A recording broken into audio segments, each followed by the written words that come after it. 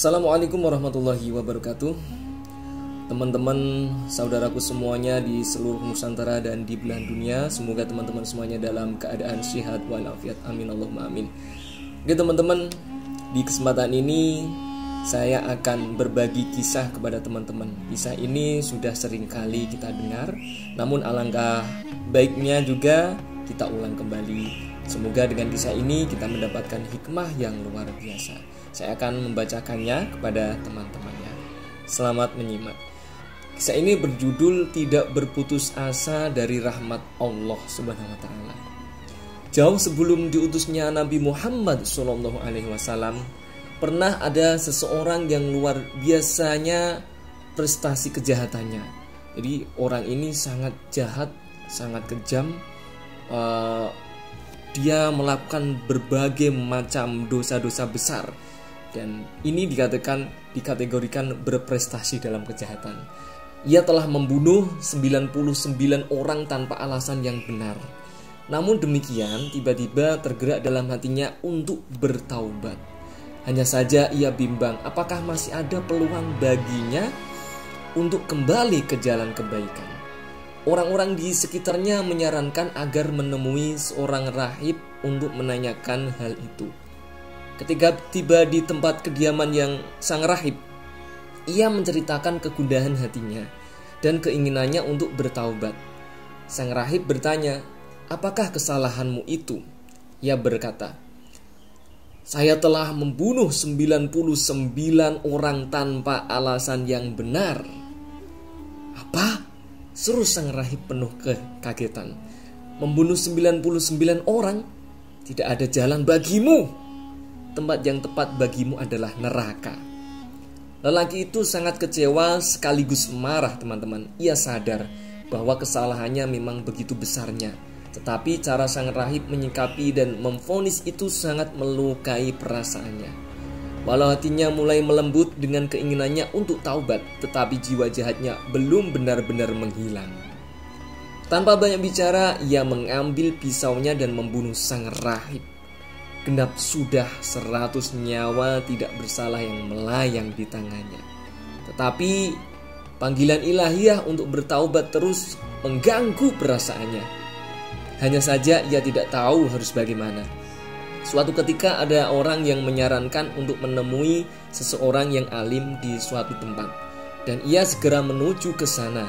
Ketika tiba di tempat tinggal sang alim, ia menceritakan jalan hidupnya, termasuk ketika ia menggenapkan pembunuhannya yang ke-100 pada diri sang rahib, dan tentu saja keinginannya untuk bertaubat. Sang alim yang bijaksana itu berkata, "Tentu saja bisa, dan tidak ada seorang pun yang bisa menghalangi keinginanmu untuk bertaubat. Tetapi tinggalkanlah tempat tinggalmu itu karena di sana memang kota maksiat. Pergilah ke kota lainnya, karena di sana banyak orang yang beribadah kepada Allah. Beribadahlah engkau bersama mereka dan jangan pernah kembali ke kotamu itu. Insya Allah engkau akan memperoleh ampunan Allah dan dimudahkan jalan kepada kebaikan."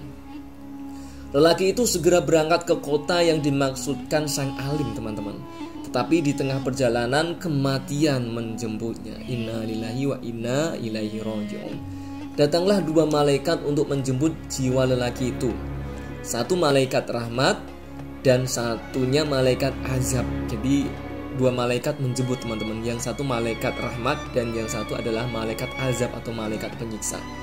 2 malaikat itu bertengkar dan masing-masing merasa berhak untuk membawa jiwa lelaki itu. Sang malaikat rahmat berkata, "Ia telah berjalan kepada Allah dengan sepenuh hatinya."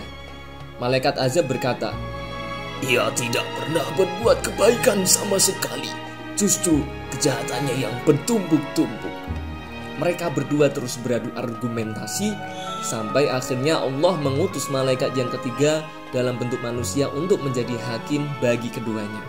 Setelah masing-masing mengajukan pendapatnya, ia berkata, "Ukurlah jarak 2 kota itu dari tempat kematiannya ini, mana yang lebih dekat, maka ia termasuk dalam golongannya." Mereka mengukur jaraknya dan ternyata kota yang dituju atau kota tempat ibadah dan penuh kebaikan itu lebih dekat sejengkal daripada kota maksiat yang ditinggalkannya. Maka jiwanya dibawa oleh malaikat rahmat teman-teman, dan ia memperoleh ampunan Allah Subhanahu wa taala. Dalam riwayat lainnya disebutkan sebenarnya lelaki itu belum jauh meninggalkan kota maksiat tersebut, tetapi Allah memang berkehendak untuk mengampuninya.